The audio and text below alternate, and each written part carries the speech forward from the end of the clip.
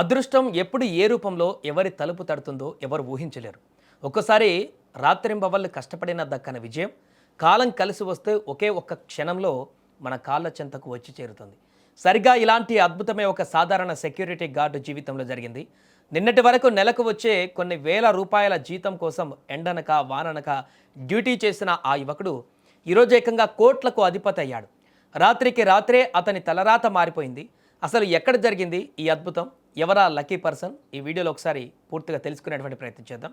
అతని పేరు తయ్యబ్ ఖాన్. వయస్సు 26 ఏళ్ళు.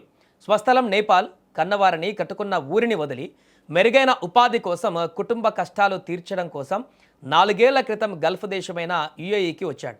అబుదాబిలో ఒక ప్రైవేటు కంపెనీలో సెక్యూరిటీ గార్డుగా జాయిన్ అయ్యాడు.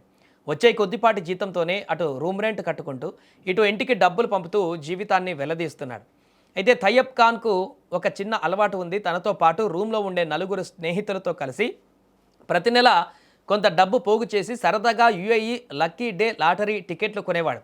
ఎప్పటికైనా తమ కష్టాలు తీరిపోతాయా అనేటువంటి ఒకే ఒక్క ఆశతో వీరు ఈ ప్రయత్నం చేస్తూ వచ్చారు. ఈ క్రమంలోనే ఇటీవల కూడా ఈ 5 స్నేహితులు కలిసి ఒక లాటరీ టికెట్ కొన్నారు. కట్ చేస్తే తాజాగా యుఏఈ లాటరీ నిర్వాహకులు లక్కీ డే డ్రా ఫలితాలను విడుదల చేశారు. అందులో ఏకంగా 30 మిలియన్ దిర్హాంల గ్రాండ్ ప్రైజ్, అంటే మన కరెన్సీలో చెప్పాలంటే అక్షరాల 78 కోట్ల రూపాయల జాక్పాట్ తయ్యబ్ ఖాన్ కొన్నటువంటి టికెట్కు తగిలింది. లాటరీ గెలిచినట్టు తయ్యబ్ ఖాన్ మొబైల్కు ఈమెయిల్ రాగానే అతను మొదట నమ్మలేకపోయాడు. ఏదో చిన్న బహుమతి వచ్చి ఉంటుందని అనుకున్నాడు. కానీ అందులోని అంకెలను చూసి మైండ్ బ్లాంక్ అయిపోయింది అతనికి. నమ్మకం కుదరక చాలాసార్లు ఆ మెయిల్ను రీచెక్ చేసుకున్నాడు. తీరా నిజమేనని తేలడంతో ఆనందంతో ఆ రూమ్ అంతా కేకలు వేస్తూ తన స్నేహితులతో కలిసి కన్నీళ్లు పెట్టుకున్నాడు.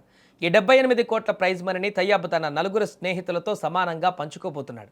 నిజమే, కష్టాలు ఎప్పుడు శాశ్వతం కావు. 4 ఏళ్ల సెక్యూరిటీ గార్డుగా గేట్ల దగ్గర కాపలా కాసిన తయ్యబ్ ఖాన్ ఈరోజు కోటీశ్వరుడిగా తన సొంత దేశానికి గర్వంగా తిరిగి వెళ్ళబోతున్నాడు. అదృష్టం అనేది ఎప్పుడు ఎలా వస్తుందో ఎవరికీ తెలియదు అనడానికి తయ్యబ్ కథ ఒక సజీవ సాక్ష్యంగా మారింది.